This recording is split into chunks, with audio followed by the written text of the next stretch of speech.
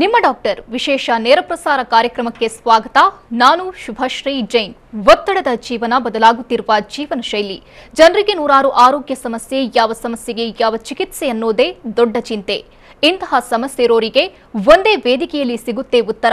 ಇದೇ ಟಿವಿ9ನ ವಿಶೇಷ ಕಾರ್ಯಕ್ರಮ ನಿಮ್ಮ ಡಾಕ್ಟರ್.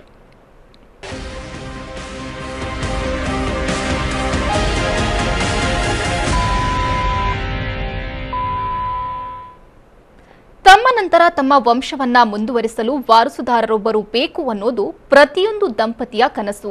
ಆದರೆ ಆಧುನೀಕರಣದ ದುಷ್ಪರಿಣಾಮ ಹಾಗೂ ಇಂದಿನ ಜೀವನ ಶೈಲಿಯಿಂದಾಗಿ ಅದೆಷ್ಟೋ ಮಂದಿ ಸಂತಾನ ಭಾಗ್ಯವಿಲ್ಲದೆ ನೋವು ಅನುಭವಿಸುತ್ತಿದ್ದಾರೆ.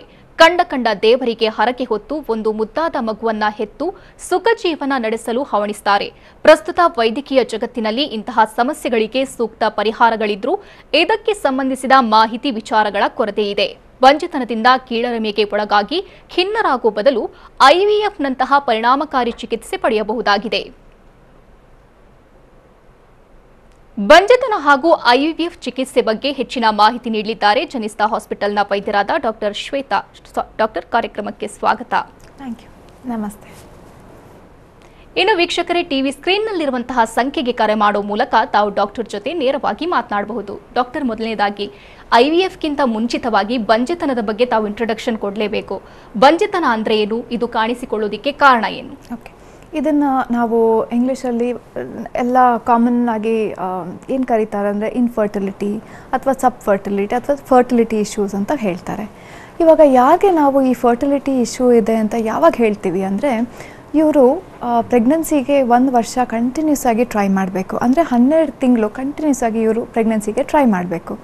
ಯಾರಿಗೆ ಈ 12 ತಿಂಗಳಲ್ಲಿ ಪ್ರೆಗ್ನೆನ್ಸಿ ಆಗಿರಲ್ವಲ್ಲ, ಇವ್ರಿಗೆ ನಾವು ಇನ್ಫರ್ಟೈಲ್ ಕಪಲ್ ಅಂತ ಕರಿತೀವಿ ಅಥವಾ ಸಬ್ ಫರ್ಟೈಲ್ ಕಪಲ್ ಅಂತ ಕರಿತೀವಿ ಅಥವಾ ಬಂಜೆತನ ಅಂತ ಹೇಳ್ತಾರೆ.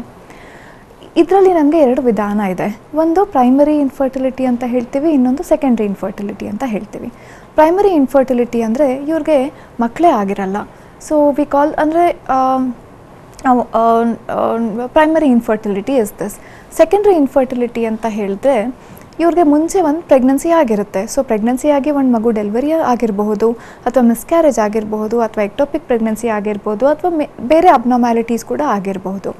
ಸೊ ಯಾರಿಗೆ ಒಂದು ಅರ್ಲಿಯರ್ ಪ್ರೆಗ್ನೆನ್ಸಿ ಆಗಿರುತ್ತೋ ಇವ್ರಿಗೆ ನಾವು ಸೆಕೆಂಡ್ರಿ ಇನ್ಫರ್ಟಿಲಿಟಿ ಅಂತ ಕರಿತೀವಿ.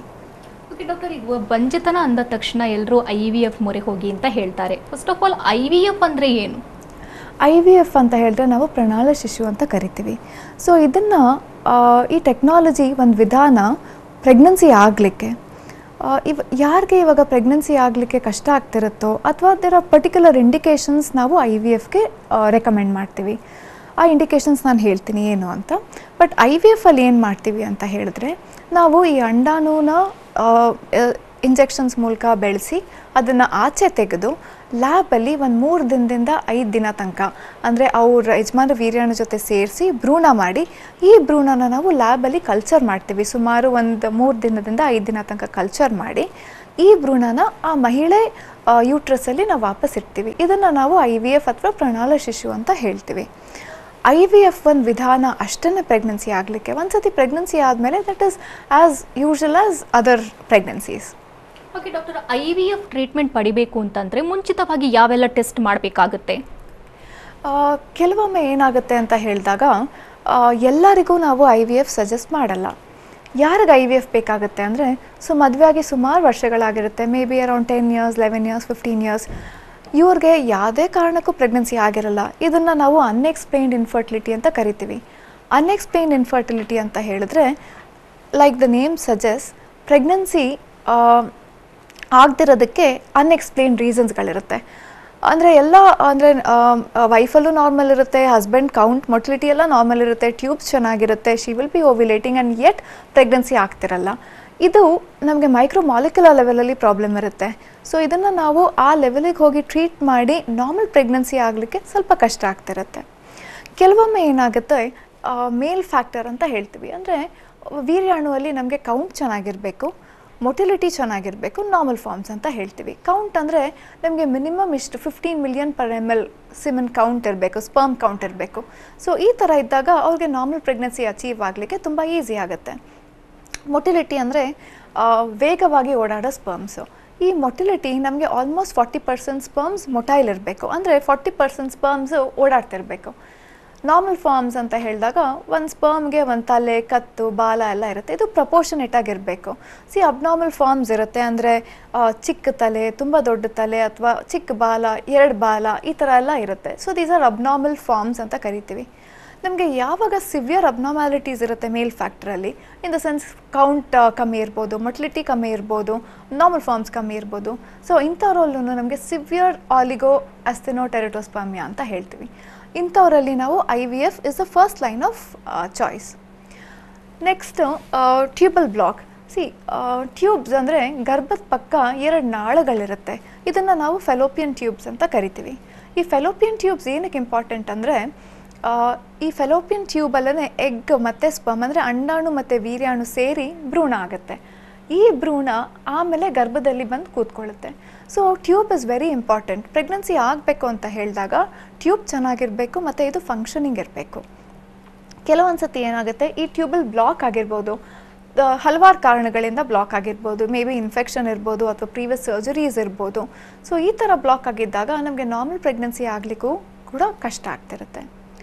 ಇನ್ನೊಂದು ವೆರಿ ರೇರ್ ಸಿಚುವೇಶನ್ ಅಂತ ಹೇಳ್ಬೋದು, ಅಂದರೆ ಪ್ರಿಮ್ಯಾಚೂರ್ ಒವೇರಿಯನ್ ಫೇಲಿಯರ್ ಅಂತ ಕರಿತೀವಿ. ಪ್ರಿಮ್ಯಾಚೂರ್ ಒವೇರಿಯನ್ ಫೇಲಿಯರ್ ಅಂದರೆ ಇವರು ಯಂಗಾಗೇ ಇರ್ತಾರೆ. ಮೇ ಬಿ ಅರೌಂಡ್ ನಮ್ಮ ಈ ರೀಜನಲ್ಲಿ ಮೇ ಬಿ ಮೆನೋಪಾಸ್ ಅಂದರೆ ಮುಟ್ಟು ನಿಲ್ಲೋ time May be around 40-42 years ತನಕ ಮುಟ್ಟು ನಿಲ್ಲುತ್ತೆ. ಕೆಲವೊಬ್ಬರಿಗೆ ದುರಾದೃಷ್ಟದಿಂದ ಮೇ ಬಿ ಜೆನೆಟಿಕ್ ರೀಸನ್ಸ್ ಇರ್ಬೋದು, ಅಥವಾ ಆಟೋ ಇಮ್ಯೂನ್ ರೀಸನ್ಸ್ ಇರ್ಬೋದು. ಇದರಿಂದ ಏನಾಗುತ್ತೆ, ಅವ್ರ ಒವೇರಿಯನ್ ಫಂಕ್ಷನ್ ಅಂದರೆ ಅಂಡಾಣು ಬರೋ ಕೆಪಾಸಿಟಿ ವಯಸ್ಸಕ್ಕಿಂತ ಮುಂಚೆನೇ ನಿಂತೋಗ್ಬಿಡುತ್ತೆ. ಇದನ್ನು ನಾವು ಒವೇರಿಯನ್ ಫೇಲಿಯರ್ ಅಂತ ಕರಿತೀವಿ. ಇಂಥವರಲ್ಲೂ ಕೂಡ ನಾವು IVF ಮಾಡೋ ಸಿಚುವೇಶನ್ ಬೇಕಾಗುತ್ತೆ. ಓಕೆ ಡಾಕ್ಟರ್, ಒಂದು ವೇಳೆ ಪುರುಷರಲ್ಲಿ ಸಮಸ್ಯೆ ಕಂಡು ಬಂದರೆ IVF ಚಿಕಿತ್ಸೆ ಅಗತ್ಯ ಇದೆಯಾ ಇಲ್ವಾ, ಹೇಗೆ?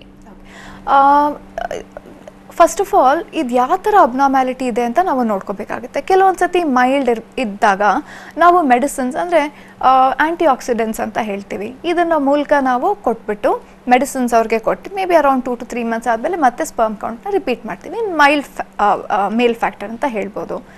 ಕೆಲವೊಂದು ಸತಿ ಏನಾಗುತ್ತೆ, ಟೆಸ್ಟಸ್ ಹತ್ರ, ಸ್ಕ್ರೋಟಲ್ ಏರಿಯಾ ಹತ್ರ ನಮಗೆ ವ್ಯಾರಿಕೋಸೀಲ್ ಅಂತ ಇರುತ್ತೆ. ಇದರಲ್ಲಿ ಏನಾಗುತ್ತೆ ಅಂದರೆ ವೇನ್ಸ್ ಎಲ್ಲ ಡೈಲೇಟ್ ಆಗಿರುತ್ತೆ ಸುತ್ತಲ, ಅರೌಂಡ್ ದ ಟೆಸ್ಟಿಸ್. ಇದು ಕೂಡ ನಮಗೆ ಮೊಟಿಲಿಟಿ ಮತ್ತು ಮಾರ್ಫಾಲಜಿ ಅಫೆಕ್ಟ್ ಆಗುತ್ತೆ. ಈ ಥರ ಏನಾದರೂ ಇದ್ದಾಗ ನಾವು ಸರ್ಜರಿನ ರೆಕಮೆಂಡ್ ಮಾಡ್ತೀವಿ, ಸಪೋಸ್ ಸಿಮೆನ್ ಅಬ್ನಾರ್ಮ್ಯಾಲಿಟಿ ಇತ್ತು ಅಂತ ಹೇಳಿದಾಗ.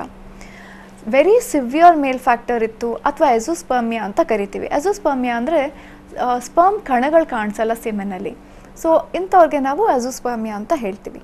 ಸಿವಿಯರ್ ಮತ್ತು ಎಜೋಸ್ಪರ್ಮಿಯಾ ಇದ್ದಾಗ ನಾವು IVFನ ರೆಕಮೆಂಡ್ ಮಾಡ್ತೀವಿ. ಬೇರೆದಿದ್ದಾಗ, ಮೈಲ್ಡ್ ಅಥವಾ ಮಾಡ್ರೇಟ್ ಇದ್ದಾಗ we can try oral medications. Okay doctor, IVF ಚಿಕಿತ್ಸಾ ವಿಧಾನದ ಬಗ್ಗೆ ಹೇಳೋದಾದರೆ ಎಷ್ಟು ದಿನ ಟ್ರೀಟ್ಮೆಂಟ್ ತಗೋಬೇಕು, ಹೇಗೆ? ನಾವು 2nd ಡೇ ಅಥವಾ 3rd ಡೇಯಿಂದನೇ ಶುರು ಮಾಡಬೇಕು. ಇಲ್ಲೇನು ಮಾಡ್ತೀವಿ ಅಂದರೆ ಸ್ಕ್ಯಾನಿಂಗ್ ಮಾಡಿಬಿಟ್ಟು ಇವ್ರದ್ದು ಅಂಡಾಣು ಬರೋ ಕೆಪಾಸಿಟಿ ಎಷ್ಟಿದೆ ಅಂತ ನೋಡಿಕೊಂಡು ಹಾರ್ಮೋನ್ ಲೆವೆಲ್ಸ್ ಎಲ್ಲ ಮಾಡಿ ಇವ್ರಿಗೆ ನಾವು ಪ್ಯೂರ್ FSH ಇಂಜೆಕ್ಷನ್ಸ್ ಕೊಡ್ತೀವಿ. ಇದನ್ನು ನಾವು ಆಲ್ಮೋಸ್ಟ್ 10 to 12 ಡೇಸ್ ತನಕ ಇಂಜೆಕ್ಷನ್ ಕೊಡಬೇಕು. ಈ ಮಧ್ಯದಲ್ಲಿ ಅವರು may be about 5 to 6 times ಸ್ಕ್ಯಾನಿಂಗಿಗೆ ಬರ್ತಾರೆ. ಈಚ್ ಟೈಮ್ ಸ್ಕ್ಯಾನಿಂಗಿಗೆ ಬಂದಾಗ ಇದು ಫಾಲಿಕಲ್ ಸೈಜ್ ಎಷ್ಟಿದೆ ಅಂತ ನೋಡಿಕೊಂಡು, ಇವ್ರದ್ದು ಎಷ್ಟು ನಂಬರ್ ಬರ್ತಾ ಇದೆ ಅಂತೆಲ್ಲ ನೋಡಿಕೊಂಡು ನಾವು ಫರ್ದರ್ ಡೋಸೇಜ್ನ ಡಿಸೈಡ್ ಮಾಡ್ತೀವಿ. Dosage of injections will be within the limits. Excessive dosage ಇರಲ್ಲ. ಆಲ್ಮೋಸ್ಟ್ ಎಗ್ ಸೈಜ್ ರೀಚ್ ಆದಮೇಲೆ ನಾವು ಇದನ್ನು ಎಗ್ ರಿಲೀಸಿಂಗ್ ಇಂಜೆಕ್ಷನ್ ಕೊಟ್ಬಿಟ್ಟು ಎಗ್ ಹೊಡೆಯೋಕ್ಕಿಂತ ಮುಂಚೆ ನಾವು ಆ ಅಂಡಾಣುನ ಕಲೆಕ್ಟ್ ಮಾಡ್ತೀವಿ.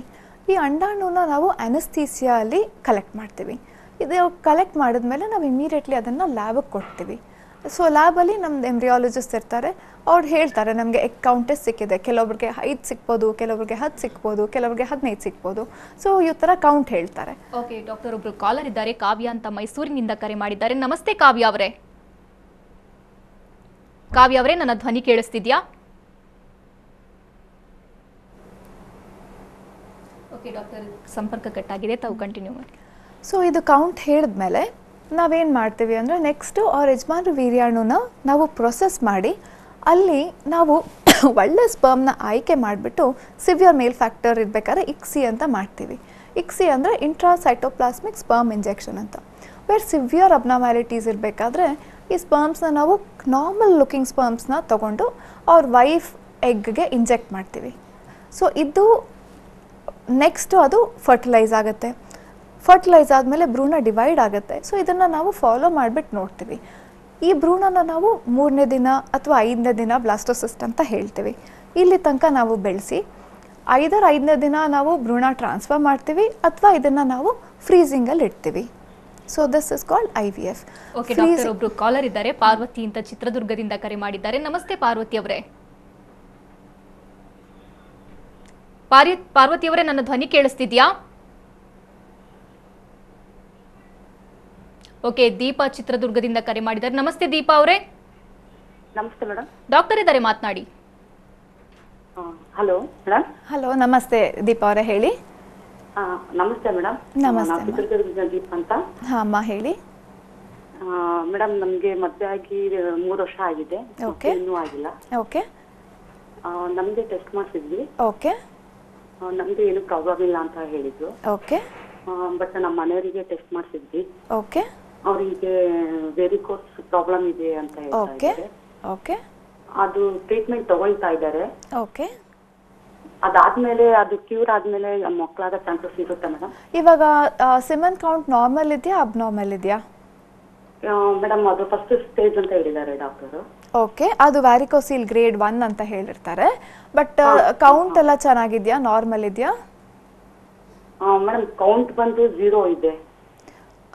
ಕೌಂಟ್ 0 ಇದ್ದಾಗ ಬರೀ ಒಂದೇ ರಿಪೋರ್ಟ್ ಆಗಿದೆಯಾ ಅಥವಾ ಮಲ್ಟಿಪಲ್ ರಿಪೋರ್ಟ್ಸ್ ಆಗಿದೆಯಾ? ಮೇಡಮ್, ಫಸ್ಟಿಗೆ ಅದು ನಾವು ನಾರ್ಮಲ್ ಅಲ್ಲಿ ಮಾಡಿಸಿದಾಗ ಅವ್ರಿಗೆ ಇದು ವೀರ್ಯಾಣು ಉತ್ಪತ್ತಿನೇ ಇಲ್ಲ ಅಂತ ಹೇಳಿ ಮೆಡಿಸಿನ್ ಕೊಟ್ಟಿದ್ರು. ಓಕೆ. 3 ತಿಂಗಳು ತಗೊಂಡಿದ್ವಿ ಆ ಮೆಡಿಸಿನ್. ಓಕೆ. ಓಕೆ. ಆ ಮೆಡಿಸಿನ್ ತಗೊಂಡಾದ್ಮೇಲೆ ಮತ್ತೆ ಟೆಸ್ಟ್ ಮಾಡಿಸಿದಾಗ ಮತ್ತೆ ಅದೇ ತರ ಬಂತು. ಓಕೆ. ಓಕೆ. ಹಾಗಾಗಿ ಆಮೇಲೆ ಅವರು ಯಾಕೆ ಈ ತರ ಬಂದಿದೆ, ನಿಮಗೆ ಕೌಂಟೇ ಇಲ್ಲ, ಮತ್ತೆ ಕಿತ್ತೆ ಇದು ಬೇರೆ ತರ ನೀವು ಗರ್ಭಸ್ಥಿತಿಗೆ ಇದು ಮಾಡ್ಬೇಕು, ಮಗು ತಗೊಬೇಕು, ಹಾಗೆ ಹೀಗೆಲ್ಲ ಅಂದ್ರು. ಹೌದು. ನಮ್ಗೆ ಅದು ಇಷ್ಟ ಆಗಿಲ್ಲ ಅಂತ ಹೇಳಿ ಮತ್ತೆ ಬೇರೆ ಡಾಕ್ಟರ್ ಹತ್ರ ಸಜೆಷನ್ ತಗೊಂಡ್ವಿ. ಓಕೆ. ಅವರು ಒಂದು ಸ್ಕ್ಯಾನಿಂಗ್ ಹೇಳಿದ್ರು ನಮ್ಮ ಮನೆಯವರಿಗೆ. ಆ ಸ್ಕ್ಯಾನಿಂಗ್ ಮಾಡಿಸಿದಾಗ ಗೊತ್ತಾಯ್ತು ಅವರಿಗೆ ವೆರಿಕೋಸ್ ಫಸ್ಟ್ ಸ್ಟೇಜ್ ಅಲ್ಲಿ ಇದೆ. ಗೊತ್ತಾಯ್ತು. ಸಿ ಏನಾಗುತ್ತೆ, ಇದನ್ನ ನೀವೇನ್ ಹೇಳ್ತಿದ್ರೆ ಇದನ್ನ ನಾವು ಅಜೂಸ್ಪರ್ಮಿಯಾ ಅಂತ ಹೇಳ್ತೀವಿ, ವೇರ್ ವೀರ್ಯ ಕಣಗಳಿರಲ್ಲ, ಸ್ಪರ್ಮ್ ಕಣಗಳಿರಲ್ಲ. ಸೊ ಇದನ್ನ ನಾವು ಹಾರ್ಮೋನ್ ಟೆಸ್ಟ್ ಮಾಡಿ ನೋಡಬೇಕು ಏನಕ್ಕೆ ಈ ಥರ ಆಗಿದೆ ಅಂತ. ಓಕೆ, ಇದನ್ನು ಇಂಪ್ರೂವ್ ಆಗಲಿಲ್ಲ ಅಂತ ಹೇಳಿದಾಗ ನೀವು IVF ಮಾಡಿಸ್ಕೊಳ್ಳೇಬೇಕಾಗತ್ತೆ, ಬಿಕಾಸ್ ಅದು ಬಿಟ್ಟು ಬೇರೆ ದಾರಿ ಇಲ್ಲ. ಥ್ಯಾಂಕ್ ಯು ದೀಪಾ ಅವರೇ ಕರೆ ಮಾಡಿದ್ದಕ್ಕಾಗಿ. ಚೈತ್ರ ಬೆಂಗಳೂರಿನಿಂದ ಕರೆ ಮಾಡಿದ್ದಾರೆ. ನಮಸ್ತೆ ಚೈತ್ರ ಅವರೇ. ನಮಸ್ತೆ ಮ್ಯಾಮ್. ಡಾಕ್ಟರ್ ಇದ್ದಾರೆ, ಸಮಸ್ಯೆ ಹೇಳ್ಕೊಳ್ಳಿ. ಮ್ಯಾಮ್, ನನಗೆ ಡಯಾಬಿಟಿಕ್ ಇದೆ. ಓಕೆ. ನನಗೆ ಪ್ರೆಗ್ನೆನ್ಸಿ ಆಗುತ್ತಾ ಮ್ಯಾಮ್? ಹಾಂ, ಡೆಫಿನೆಟ್ಲಿ ಆಗುತ್ತೆ. ಶುಗರ್ ಲೆವೆಲ್ಸ್ ಎಷ್ಟಿದೆ ಅಮ್ಮ ಇವಾಗ? ನನಗೆ ಇವಾಗ 210 ಆ ಥರ ಇದೆ ಮ್ಯಾಮ್. ಫಾಸ್ಟಿಂಗ್ ಅಲ್ಲ ಅಥವಾ ರೆಗ್ಯುಲರ್ RBS? ರೆಗ್ಯುಲರ್ ತಿಂದು ಆದಮೇಲೆ regular. Okay. C first of all sugar levels high ಇದ್ದಾಗ ಪ್ರೆಗ್ನೆನ್ಸಿ ಆಗಲಿಕ್ಕೆ ತೊಂದರೆ ಏನೂ ಆಗಲ್ಲ. ಬಟ್ ಪ್ರೆಗ್ನೆನ್ಸಿ ಆದಮೇಲೆ ನೀವು ಶುಗರ್ ಲೆವೆಲ್ಸ್ನ ಕಂಟ್ರೋಲಲ್ಲಿ ಇರಲಿಲ್ಲ ಅಂತ ಹೇಳಿದಾಗ, ನಿಮ್ಮ HbA1c ಲೆವೆಲ್ಸ್ ಮೋರ್ ದ್ಯಾನ್ 6 ಇತ್ತು ಅಂತ ಹೇಳಿದ್ರೆ ನಿಮಗೆ ಮಿಸ್ಕ್ಯಾರೇಜ್ ರೇಟ್ಸ್ ಜಾಸ್ತಿ ಇರುತ್ತೆ, ಅಂದರೆ ಅಬಾರ್ಷನ್ ಆಗಬಹುದು chances. Most important, sugar levels ಕಂಟ್ರೋಲಲ್ಲಿ ಇರಲಿಲ್ಲ ಅಂದರೆ ಮಗುವಲ್ಲಿ ಅಬ್ನಾರ್ಮ್ಯಾಲಿಟಿ ರೇಟ್ ಕೂಡ ಜಾಸ್ತಿ ಆಗುತ್ತೆ. ಸೊ ಪರ್ಸೆ ಶುಗರ್ ಲೆವೆಲ್ಸಿಂದ ನಿಮ್ಗೇನು ತೊಂದರೆ, ಅಂದರೆ ಪ್ರೆಗ್ನೆನ್ಸಿ ಆಗ್ಲಿಕ್ಕೆ ತೊಂದರೆ ಆಗಲ್ಲ, ಬಟ್ ಪ್ರೆಗ್ನೆನ್ಸಿ ಆದಮೇಲೆ ನೀವು ಶುಗರ್ ಲೆವೆಲ್ಸ್ನ ಕಂಟ್ರೋಲಲ್ಲಿ ಇಟ್ಕೊಂಡಿರಲಿಲ್ಲ ಅಂದರೆ ತೊಂದರೆ ಆಗುತ್ತೆ. ಓಕೆ, ಥ್ಯಾಂಕ್ ಯು ಚೈತ್ರ ಅವರೇ ಕರೆ ಮಾಡಿದ್ದಕ್ಕಾಗಿ. ಮೇಘನಾ ಅಂತ ಚನ್ನರಾಯಪಟ್ಟಣದಿಂದ ಕರೆ ಮಾಡಿದ್ದಾರೆ. ನಮಸ್ತೆ ಮೇಘನಾ ಅವರೇ. ನಮಸ್ತೆ ಮೇಡಮ್. ಡಾಕ್ಟರ್ ಇದ್ದಾರೆ, ಮಾತನಾಡಿ. ಹಾಂ ಮೇಡಮ್, ನಮಸ್ತೆ. ನಮಸ್ತೆ ಮೇಘನಾ ಅವರೇ, ಹೇಳಿ. ನಂದು ಮದುವೆ ಆಗಿ 6 years ಆಯಿತು ಮೇಡಮ್. ಓಕೆ. ಪ್ರೆಗ್ನೆನ್ಸಿ ಆಗಿಲ್ಲ ಇನ್ನು. ಓಕೆ. 2 years ಇಂದ ಟ್ರೀಟ್ಮೆಂಟ್ ತಗೊಳ್ತಾ ಇದ್ದೀನಿ. ಓಕೆ. HST ಟೆಸ್ಟ್ ಅಲ್ಲಿ ಟ್ಯೂಬ್ಸ್ದು ಏನು ಪ್ರಾಬ್ಲಮ್ ಇಲ್ಲ ಅಂತ ಹೇಳಿದ್ದಾರೆ. ಓಕೆ. ಮತ್ತೆ ಅದು ಯುಟೆರಸ್ ಶೇಪ್ ಸ್ವಲ್ಪ T ಶೇಪ್ ಯುಟೆರಸ್ ಇದೆ ಅಂತ ಹೇಳ್ಬಿಟ್ಟು ಲ್ಯಾಪ್ರೋಸ್ಕೋಪಿಕ್ ಸರ್ಜರಿ ಆಗಿದೆ ಲಾಸ್ಟ್ ಮಂತ್. ಓಕೆ. ಸೊ ಇವಾಗ 3 months ಟ್ರೀಟ್ಮೆಂಟ್ ತಗೊಳ್ಳೋದು ಬೇಡ ಅಂತ ಅಂದ್ಬಿಟ್ಟು ಟ್ಯಾಬ್ಲೆಟ್ ಕೊಟ್ಟಿದ್ದಾರೆ. ಓಕೆ. 3 months ಆದ್ಮೇಲೆ ಡೈರೆಕ್ಟ್ IVF ಗೆ ಹೋಗ್ಬೇಕಾ ಅಥವಾ ನ್ಯಾಚುರಲ್ ಇಂಟರ್ಕೋರ್ಸ್ ಅಲ್ಲಿ ಟ್ರೈ ಮಾಡ್ಬೋದಾ? ಇವಾಗ ಲ್ಯಾಪ್ರೋಸ್ಕೋಪಿಲಿ ಟ್ಯೂಬ್ ಎಲ್ಲ ಚೆನ್ನಾಗಿದೆ ಅಂತ ಹೇಳಿದಾರಾ? ಹೇಳಿದ್ದಾರೆ. ಯುಟೆರಸ್ ಶೇಪ್ T ಶೇಪ್ ಇತ್ತಂತ ಹೇಳಿ. Okay. Okay. Husband count normal ಇದೆಯಾ? ನಾರ್ಮಲ್ ಇದೆ ಮ್ಯಾಮ್. ಓಕೆ, ಹಾಗಾದ್ರೆ ನೀವು IUI ಪ್ರಯತ್ನ ಮಾಡ್ಬೋದು ಆಯ್ತಾ. IUI ಆಗಿಲ್ಲ ಅಲ್ಲ ಒಂದ್ಸತಿನೂ? IUI ಲಾಸ್ಟ್ 2 years ಅಲ್ಲಿ 4 times ಆಗಿದೆ ಮೇಡಮ್. ಓಕೆ, ಸೊ ಇವಾಗ ನೀವು ಒಂದ್ಸತಿ IUI ಆಫ್ಟರ್ ಲ್ಯಾಪ್ರೋಸ್ಕೋಪಿ ಪ್ರಯತ್ನ ಮಾಡಿಮ್ಮ. ಈ IUI ಪ್ರೆಗ್ನೆನ್ಸಿ ಆಗಲಿಲ್ಲ ಅಂತ ಹೇಳಿದಾಗ then you might have to go for IVF. Okay ma'am, thank you. Okay, thank you ಮೇಘನಾ ಅವರೇ ಕರೆ ಮಾಡಿದ್ದಕ್ಕಾಗಿ. ಇನ್ನು ಡಾಕ್ಟರ್, ನಾವು IVF ಬಗ್ಗೆ ಮಾತನಾಡ್ತಾ ಇದ್ವಿ. ದಂಪತಿಗಳು ಇಬ್ಬರೂ ಕೂಡ ಈ ಚಿಕಿತ್ಸೆಗೆ ಒಟ್ಟಿಗೆ ಬರೋದು ಎಷ್ಟು ಮುಖ್ಯ ಆಗುತ್ತೆ? ಪ್ರೆಗ್ನೆನ್ಸಿ ಆಗಲಿಲ್ಲ ಅಂತ ಹೇಳಿದಾಗ ಮಹಿಳೆ ಒಬ್ಬರಿಗೇ ಬ್ಲೇಮ್ ಮಾಡೋದು. ಸೊ ಈ IVF ಟ್ರೀಟ್ಮೆಂಟ್ ತೊಗೋಬೇಕಾದ್ರೆ ಇಟ್ ಇಸ್ ನಾಟ್ ಈಸಿ. ಅಂದರೆ ಮೆಂಟಲಿ ತುಂಬ ಸ್ಟ್ರಾಂಗ್ ಇರಬೇಕು, ಅವ್ರ ಸ್ಟ್ರೆಸ್ಫುಲ್ ಸಿಚುವೇಶನ್ಸಲ್ಲಿ ಇರಕೂಡ್ದು. ಆ್ಯಂಡ್ ಇವಾಗ ನಾವೇ ಒಂದು ಇಂಜೆಕ್ಷನ್ಸ್ ತೊಗೋಬೇಕು ಅಂತ ಹೇಳಿದಾಗ it is not easy. So ಅವ್ರ emotional support is very important. So ಈ ಕಾರಣಕ್ಕೋಸ್ಕರ it is preferable husband wife ಇಬ್ಬರು ಬಂದುಬಿಟ್ಟು ಒಟ್ಟಿಗೆ, ಮೋಸ್ಟ್ ಆಫ್ ದ ಟೈಮ್ ಇವಾಗ ಅದೇ ಥರ ಬರ್ತಾರೆ, ಹಸ್ಬೆಂಡ್ ಆ್ಯಂಡ್ ವೈಫ್ ಒಟ್ಟಿಗೆ ಬಂದುಬಿಟ್ಟು ಟ್ರೀಟ್ಮೆಂಟ್ ತೊಗೊಂಡು they ask what ever doubts they have everything. So it is always better. Okay, doctor Ravi ಅಂತ ದಾವಣಗೆರೆಯಿಂದ ಕರೆ ಮಾಡಿದ್ದಾರೆ. ನಮಸ್ತೆ ರವಿ ಅವರೇ. ನಮಸ್ತೆ ಮೇಡಮ್. ಡಾಕ್ಟರ್ ಇದ್ದಾರೆ, ಮಾತನಾಡಿ. ಹಲೋ, ನಮಸ್ತೆ ಮೇಡಮ್. ನಮಸ್ತೆ, ಹೇಳಿ. ಮೇಡಮ್, ನನಗೂ ಏನಾಗಿದೆ, ಮ್ಯಾರೇಜ್ ಆಗಿ 5 years ಆಗಿದೆ. ಆಮೇಲೆ ಒಂದು ಮಗುನೂ ಇದೆ. ಓಕೆ. ಆಮೇಲೆ ಇವಾಗ ನಂದು ಸ್ಪರ್ಮ್ ಎಜಾಕ್ಯುಲೇಷನ್ ಆಗ್ತಾ ಇಲ್ಲ. ಪ್ರಾಬ್ಲಮ್ಸ್ ಏನಿರ್ಬೇಕು, ಮತ್ತು ಡಯಾಬಿಟಿಕ್ನು ಇತ್ತು ಹೈ. ಓಕೆ. ಇವಾಗ 150 ಎಲ್ಲ ಇದೆ ಮೇಡಮ್. ಓಕೆ, ಫಾಸ್ಟಿಂಗಾ ಅಥವಾ ನಾರ್ಮಲ್ ಶುಗರ್ಸಾ? Fasting. Fasting it has to come, ಅಂದರೆ 90 to 100 ಇರಬೇಕು ಫಾಸ್ಟಿಂಗ್ ಆಯಿತಾ. 150 ಇನ್ನೂ ಹೈ ಇರುತ್ತೆ. ಸೊ ನಿಮಗೆ ಶುಗರ್ ಲೆವೆಲ್ಸ್ ಕಂಟ್ರೋಲ್ ಆಗೋ ತನಕ ನಿಮಗೆ ಈ ಥರ ಎಜಾಕ್ಯುಲೇಟ್ರಿ ಪ್ರಾಬ್ಲಮ್ಸ್ ಇದ್ದೇ ಇರುತ್ತೆ. ಓಕೆ, ನೀವು ಅನ್ಕಂಟ್ರೋಲ್ಡ್ ಶುಗರ್ಸ್ ತುಂಬ ಲಾಂಗ್ ಟೈಮಲ್ಲಿ ಇದ್ದಾಗ ಈ ಥರ ಆಗುತ್ತೆ. ನೀವು ಸ್ವಲ್ಪ ವಿಟಮಿನ್ಸ್ ಎಲ್ಲ ತೊಗೋಬೇಕು, ಅಂದರೆ ವೈಟಮಿನ್ B12 ತೊಗೋಬೇಕು. ಆಮೇಲೆ ಶುಗರ್ ಲೆವೆಲ್ಸ್ನ ಕಂಟ್ರೋಲಿಗೆ ತೊಗೊಂಬರ್ಬೇಕು, ಇಲ್ಲ ಅಂತ ಹೇಳಿದ್ರೆ ಕಷ್ಟ ಆಗುತ್ತೆ. ಓಕೆ, ಥ್ಯಾಂಕ್ ಯು ರವಿ ಅವರೇ ಕರೆ ಮಾಡಿದ್ದಕ್ಕಾಗಿ. ಇನ್ನು ಡಾಕ್ಟರ್, TB ಇರೋರಿಗೆ IVF ಚಿಕಿತ್ಸೆ ಮಾಡಬಹುದಾ, ಹೇಗೆ? ಓಕೆ, TB ನಮ್ಮದೆಲ್ಲ ಪಾರ್ಟ್ಸ್ಗೆ ಎಫೆಕ್ಟ್ ಮಾಡುತ್ತೆ. ಬಟ್ ಗರ್ಭದಲ್ಲಿ ಇದ್ದಾಗ ಏನಾಗುತ್ತೆ, TB ನಮ್ಮ ಅಂಡಾಶಯನ ಎಫೆಕ್ಟ್ ಮಾಡಲ್ಲ, ಬಟ್ ಟ್ಯೂಬ್ಸ್ ಅಂತ ಏನು ಹೇಳ್ತೀವಿ ಅಲ್ಲ, ಫೆಲೋಪಿಯನ್ ಟ್ಯೂಬ್ಸ್, ಸೊ ಇದು ಹಾಳಾಗುತ್ತೆ. ಅಂದರೆ ಟ್ಯೂಬಲ್ ಬ್ಲಾಕ್ ಆಗ್ಬೋದು, ಅಥವಾ ಟ್ಯೂಬ್ ತುಂಬ ಗಟ್ಟಿ ಆಗುತ್ತೆ. ಕೆಲವೊಂದು ಸತಿ ಏನಾಗುತ್ತೆ, ತುಂಬ ಸಿವಿಯರ್ ಡಿಸೀಸ್ ಆಗಿಬಿಟ್ಟು ನೀರು ತುಂಬಿಕೊಳ್ಳುತ್ತೆ ಟ್ಯೂಬ್ಸಲ್ಲಿ. ಇಂಥವ್ರಿಗೆ ನಾವು ಹೈಡ್ರೋಸಾಲ್ಫಿಂಗ್ಸ್ ಅಂತ ಕರಿತೀವಿ. ಸೊ ಇದಾದಾಗ ನಮ್ಮ ಟ್ಯೂಬಲ್ ಫಂಕ್ಷನ್ ಆಗೋಕ್ಕೆ ಸಾಧ್ಯ ಇಲ್ಲ. ಸೊ ಇಂಥವರಲ್ಲಿ ನಾವು IVF ಮಾಡಬೇಕಾಗುತ್ತೆ. ಕೆಲವೊಂದು ಸತಿ ರೇರ್ ಸಿಚುವೇಶನ್ಸಲ್ಲಿ ನಮಗೆ ಎಂಡೋಮೆಟ್ರಿಯಮ್, ಅಂದರೆ ಭ್ರೂಣ ಇಡೋ ಜಾಗ ಅಥವಾ ಟಿಶ್ಯೂಸ್ ಆಗುತ್ತೆ ಅಲ್ಲ, ಬರುತ್ತೆ. So that is called endometrium ಅಂತ. ಟ್ಯುಬರ್ಕ್ಯುಲೋಸಿಸ್ಸು ಈ ಎಂಡೋಮೆಟ್ರಿಯಮ್ನ ಹಾಳು ಮಾಡುತ್ತೆ, ಈ ಲೇಯರ್ನ ಹಾಳು ಮಾಡಿದಾಗ ನಮಗೆ ಯೂಟ್ರೈನ್ ಲೈನಿಂಗ್ ಹಾಳಾದಾಗ ಅಲ್ಲಿ ಭ್ರೂಣ ಅಂಟ್ಕೊಳ್ಳೋಕ್ಕೆ ಚಾನ್ಸಸ್ ಕಮ್ಮಿ ಇರುತ್ತೆ, ನ್ಯಾಚುರಲ್ ಪ್ರೆಗ್ನೆನ್ಸಿ ಆಗಲಿಕ್ಕೂ ಕಮ್ಮಿ ಇರುತ್ತೆ. ಸೊ ಟ್ಯುಬರ್ಕ್ಯುಲೋಸಿಸ್ ಅಂತ ಒಂದು ಸತಿ ಡಯಾಗ್ನೋಸ್ ಆದಮೇಲೆ ಇವರು ಸೀರಿಯಸ್ ಆಗಿ ತೊಗೋಬೇಕಾಗುತ್ತೆ ಫರ್ಟಿಲಿಟಿ ಇಶ್ಯೂಸ್ನ, ಮತ್ತು ಅದಕ್ಕೆ what ever is the right treatment ಅದನ್ನು ತೊಗೋಬೇಕು. ಓಕೆ ಡಾಕ್ಟರ್, ಇನ್ನು IVF ಚಿಕಿತ್ಸೆಯ ಮೊದಲು ಮತ್ತು ನಂತರ ಟೇಕ್ ಕೇರ್ ಹೇಗಿರಬೇಕು? IVF ಒಂದು ವಿಧಾನ ಪ್ರೆಗ್ನೆನ್ಸಿ ಆಗಲಿಕ್ಕೆ. ತುಂಬ ಜನ ಕೇಳ್ತಾರೆ ನಮಗೆ, ನಾ ಬೆಡ್ ರೆಸ್ಟ್ ತೊಗೋಬೇಕಾಗತ್ತೆ ಅಂತೆಲ್ಲ. ಡೆಫಿನೆಟ್ಲಿನೋ ನೀವು ನಾರ್ಮಲ್ ಆ್ಯಕ್ಟಿವಿಟಿ ಇರ್ಬೋದು, ಅಂದರೆ ರಿಗರಸ್ ಎಕ್ಸಸೈಸ್ ಅಂದರೆ ಏರೋಬಿಕ್ಸ್, ರನ್ನಿಂಗು ಅದನ್ನೆಲ್ಲ ಮಾಡೋಕ್ಕಾಗಲ್ಲ, ಬಟ್ ನಾರ್ಮಲ್ ಆ್ಯಕ್ಟಿವಿಟಿ ಇರಬೇಕು. ವಾಕಿಂಗಿಗೆ ಹೋಗ್ಬೋದು. ಬೆಡ್ ರೆಸ್ಟ್ ಖಂಡಿತ ಮಾಡಿಕೊಡ್ದು after IVF. It is not required also. But ಏನು ಅನ್ಕೋತಾರೆ ಅಂದರೆ, ನಾನು ಇಷ್ಟೊಂದು ದುಡ್ಡು ಖರ್ಚು ಮಾಡಿದ್ದೀವಿ, ಸೊ ಏನಾದರೂ ಆದರೆ ಏನಕ್ಕೆ ರಿಸ್ಕ್ ತೊಗೋಬೇಕು ಅಂತ ಹೇಳಿಬಿಟ್ಟು ಬೆಡ್ ರೆಸ್ಟ್ ತೊಗೋತಾರೆ. But bed rest is not indicated. ಏನಾಗುತ್ತೆ ಅಂದರೆ, ರೆಗ್ಯುಲರ್ ಆಗಿ ನೀವು ಫಿಸಿಕಲ್ ಆ್ಯಕ್ಟಿವಿಟಿ ಇದ್ದಾಗ ಬ್ಲಡ್ ಸಪ್ಲೈ ಚೆನ್ನಾಗಾಗುತ್ತೆ ಎಂಟೈರ್ ಬಾಡಿಯಲ್ಲಿ. ನಮಗೆ ಯೂಟ್ರಸ್ಗೂ ಕೂಡ ಬ್ಲಡ್ ಸಪ್ಲೈ ಚೆನ್ನಾಗಾಗುತ್ತೆ. ಸೊ ಇಂಥ ಸಿಚುವೇಷನಲ್ಲಿ ನಾವು we don't advise bed rest. Okay doctor, IVF ಬಗ್ಗೆ ಸಾಕಷ್ಟು ಮಾಹಿತಿ ವಿಚಾರಗಳನ್ನು ಹಂಚಿಕೊಂಡ್ರಿ. Thank you so much. Thank you. ಇನ್ನು ವೀಕ್ಷಕರೇ, ತಾವು ಡಾಕ್ಟರನ್ನು ನೇರವಾಗಿ ಭೇಟಿಯಾಗಬೇಕು ಅಂದರೆ ಅಡ್ರೆಸ್ ಪ್ಲೇಟ್ ಇಂತಿದೆ. ಜರ್ನಿಸ್ತಾ fertility centre and hospital, number 353, 354A, ಮೊದಲನೇ ಮಹಡಿ, 8ನೇ ಮುಖ್ಯ ರಸ್ತೆ, ಬಸವೇಶ್ವರ ನಗರ, ಬೆಂಗಳೂರು 560079. ದೂರವಾಣಿ ಸಂಖ್ಯೆ 7619198083. ಮತ್ತೊಂದು ಸಂಖ್ಯೆ 7619198081. ಇದು ಇವತ್ತಿನ ನಿಮ್ಮ ಡಾಕ್ಟರ್. ನಿರಂತರ ಸುದ್ದಿಗಾಗಿ ನೋಡ್ತಾ ಇರಿ TV9.